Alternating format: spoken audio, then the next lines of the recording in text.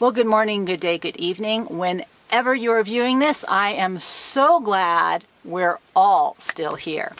My name is Jill, and I have been on YouTube documenting whatever it is I've been doing for the last 12 plus years. And things are escalating so quickly.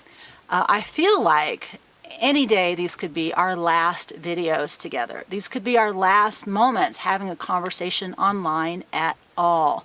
And if you're like me, you're feeling a little overwhelmed, a little stressed out, a little uncertain about what the future holds. And I really wanted to focus for myself on something that felt hopeful.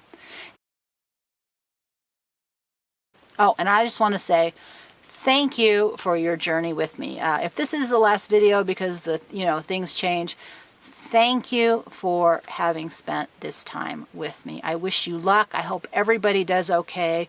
But no matter what, I hope you find that center, that calm, that containment within, so that no matter what's happening around you, you can find your way through. And as you saw from the title, I really believe the future lies in us building communities together.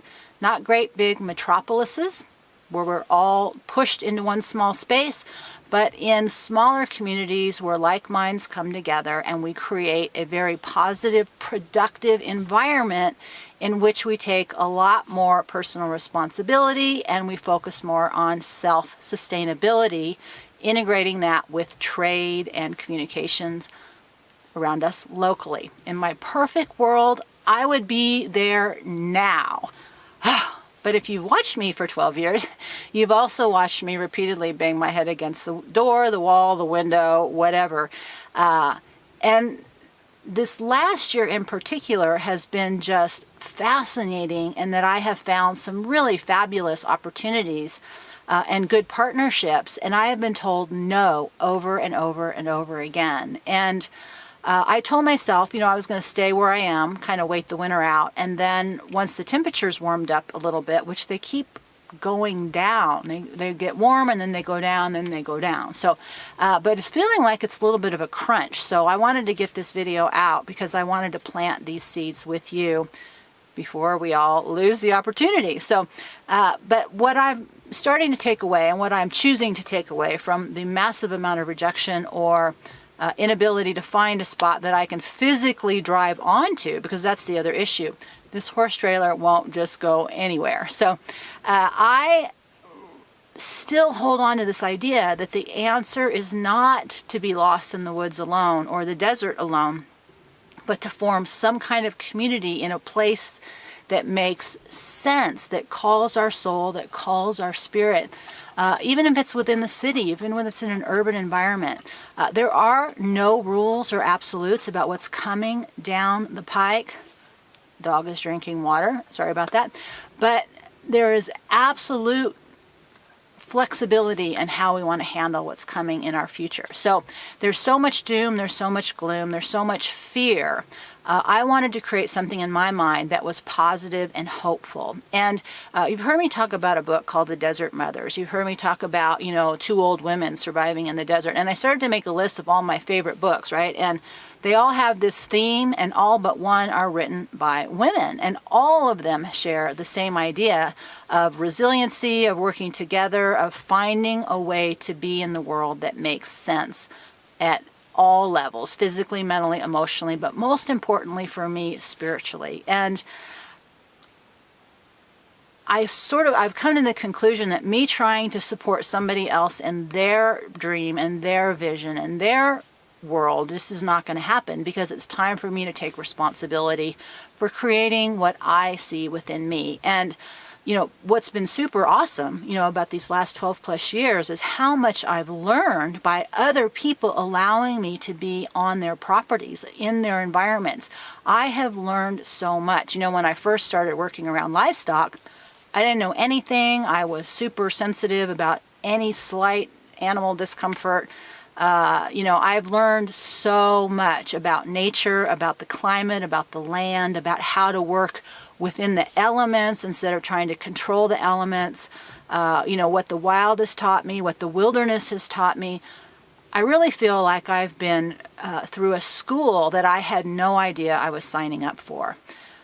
And so the next question I've been asking myself is, what's next? And so, as I have shared somewhere, I can't even remember where, I've got so many different things going, it seems like, I sort of investigated what this local community was about, and it's very clear I'm not welcome here.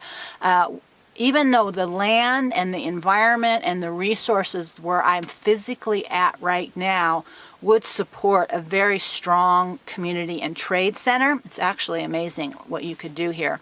There is no cohesion, and it's not happening. So I need to try and go somewhere, whether that happens or not. If gas keeps going up, who knows, right? But I am focused now on creating my own version of community. I don't have a clear location. I have a general location. I am going to look at going back to New Mexico in a mountainous region that is on the Continental Divide area. I think that's probably the safest place. Now that I've had the experience of less wind, the closer to the Continental Divide you are, the less wind there is. Once you start to move east of the Continental Divide, the wind kicks up. I'm not really excited about that again. So I've been enjoying not having as much wind, even though we still have episodes of terrible wind. So I am looking in that general area. I am committed to trying to find some place and trying to build some kind of community. And the model that I want to follow, not absolute, but in general, is something that came after the Desert Mothers. It was in the 1200 to 1300 range. It was called the Beguine movement. It's Beguine. And these were women who were lay women. They weren't nuns and they weren't part of a order, but they were spiritual, and they came together, but they worked, they built a community, they could come and go, they still owned their own property. There was no absolute rules about a religious order that they had to follow. They weren't putting themselves in service of anybody. They were coming together to create a community that made sense for them. And they focused on practical things like growing food, producing products that people could use, healing, all the things that women just enjoy doing. And it's a lot more fun doing a lot of these things together. You know, I have this memory as a kid where my mom would get together with a good friend of her once a week, and they would bake bread. And it was a whole process, right? Because they would put the bread, and while it would rise, they would have coffee and talk, and then they would knead the bread again and let it rise, and they would talk, and then they would bake the bread. And so it was like a 5-hour day. But they really enjoyed that experience together. And the kids, you know, they both had kids, both women. We would hang out and play. And that memory has always stuck with me. Some of the places I visited have had fabulous outside kitchens where, you know, the oven and the stove is outside and it's covered, but you can have a big work area. You know, a lot of the videos that people are putting out from other parts of the world and the country, you know, I'm starting to see all these amazing ways that people are cooking outside. They have all these different systems of producing food and creating food outside. And that has always, you know, spoken to my heart. And one of the things I've learned about myself is while I'm good with animals, I can't grow a garden clearly, even if my life depends on it. I can't. And so that's something that I would like to be in community with, is somebody who can frickin' make things grow and not kill them. Actually, I don't even kill them. Just stuff happens. Like something happens and the cows would eat them, the rats would eat them. I was just whatever. So I'm visualizing this community that I want to build. And I want it to be a community of women, because there are so many of us like me who are older women who don't have kids or are estranged from our children or are divorced or separated or widowed or just never got married. There's so many of us, and we are so strong and so capable and so competent. But we don't necessarily want to do all this by ourselves anymore. And, you know, putting a group of strong-minded women together can be a little challenging, but I believe that if we're going to survive in the future, we have to find like-minded people and we have to come together. And since I've had the privilege of having so many different kinds of experiences with so many different kinds of people, that I can come and say that this is the model that I know will work best for me.